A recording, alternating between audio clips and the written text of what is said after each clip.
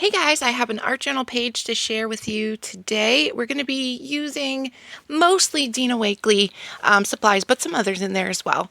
So as I was cleaning things, i.e. throwing things around, my stencil landed on top of a piece of Collage Collective paper by Dina Wakley, and I was like, well, the art gods have spoken. We must stop cleaning immediately and do something with this.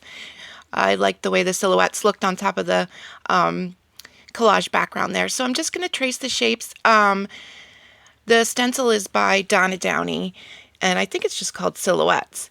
So after I cut them out, I'm going to start working on my background, and I'm just going to collage some vintage paper down. It's one of my favorite techniques to start a background, get the hand flowing and stuff going. So I'm just going to use some Collage Page mats, and I'm just going to make a Collage Page sandwich with glue underneath and on top. And I'm just going to glue my pages down until I'm happy. Yeah,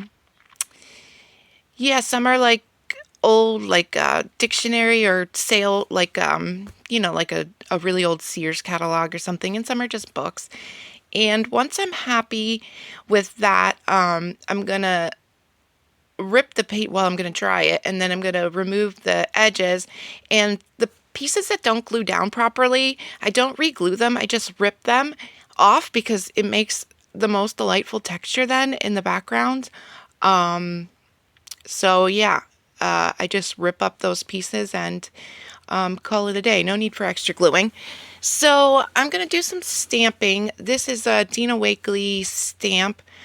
I feel like this one doesn't get a lot of love. I don't know what it's called though. It's a whole bunch of like scribbly faces, and it has like grid lines, but I'm going to remove some of those grid lines before stamping because I just kind of want the faces. And I'm just going to stamp that around with archival ink. And then I have this stamp by Cat Kerr and Joggles. It says something about setting your life on fire and seeking people that do the same.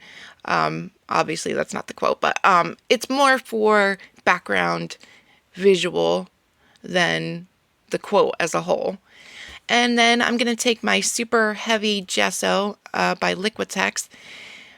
I'm just going to use a palette knife to kind of go around the page and tone things down a little. I feel like this helps make things more cohesive and less kind of like crazy looking. It calms things down a little bit. Regular gesso is a little better for this because I feel like it's not as thick and as opaque, but I don't know. I don't know why I use that. And then I lost some of my little faces, so I'm just going to stamp some back in on top of where I put the gesso, so you can see them again. They're so cute.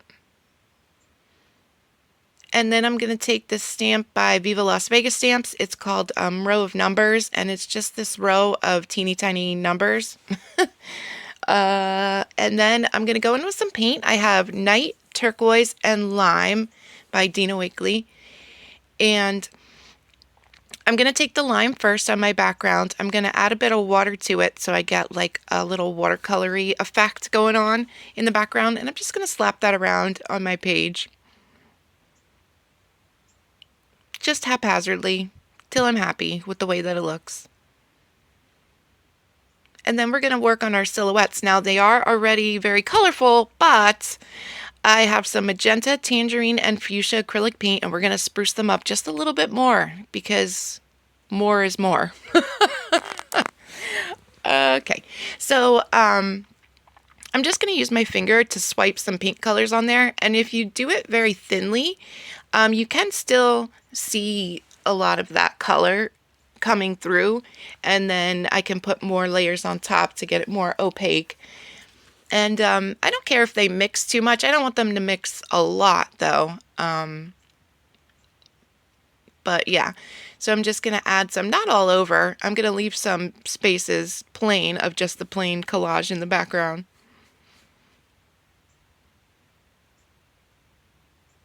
And then I'm going to take my Night and my Catalyst tool and make like a horizon line. And wait for it.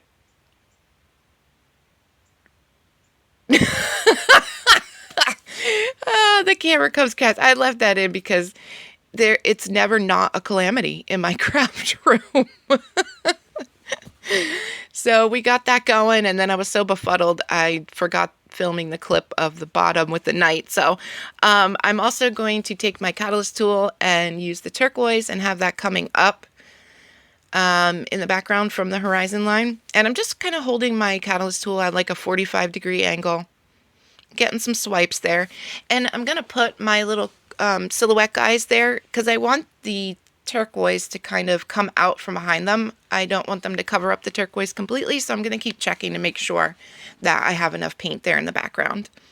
And then back to these guys. I have a Neo Color 2, what are they called? Neo Color 2s, right? Yeah, the water soluble. Yeah. This one I think is teal or turquoise. And I'm just going to do some scribble journaling on their little bodies there. I'm going to edge them in some black ink so they stand out a little bit better from the background. And I feel like it gives them like a more finished look. And then I'm going to use that extra night paint that was out on my craft sheet and go around my whole page to kind of close everything in, you know. Then I'm going to do some more stamping. These are called grunge numbers by Viva Las Vegas Stamps. It would be like grunge number 7, grunge number 1. And I think this is gray ink. Yeah, it might be what. Yeah, it's watering can. And then I'm just going to glue my guys down there with some gel medium. It's pretty thin. It's like the Collage Collective has like thicker paper and thinner paper. This is from the first one. I don't know about the other 2 smaller ones. This is the first 60-page one that it has like thicker paper and like thinner kind of paper. And this is the thinner paper, so gel medium's just fine for this. I could have actually used Collage Page also, but I'm just going to use my catalyst tool to kind of smooth them out, make sure there's no bubbles or anything going on. And then I'm going to add a quote. It's from the Tim Holtz clippings, and it says, with all my heart, I had a lovely time.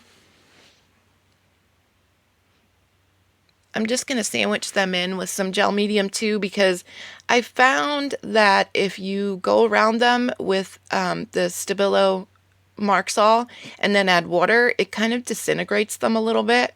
So I just want to make sure I protect them and they're not going to pull up with the water that I add. So I'm going to take my Stabilo and I'm going to go around my figures and make a little bit of a shadow. I'm just going to run the pencil around them and then activate it with a teeny tiny paintbrush and some water.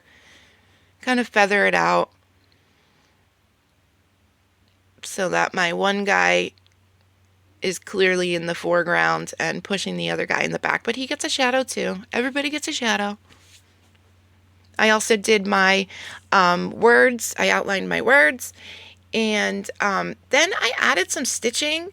You can kind of see it there, like the tick marks with blue ink. And I could have everything was so thick with the watercolor paper. The holes that I had to use that put through the paper to do the stitching was ginormous, and you could see it, like the white part, really terribly. So yeah, that's my page. Here are some close-ups. Thank you so much for watching, and subscribe if you're not subscribed, and hit the like button if you so choose. And thank you guys for watching. Bye-bye.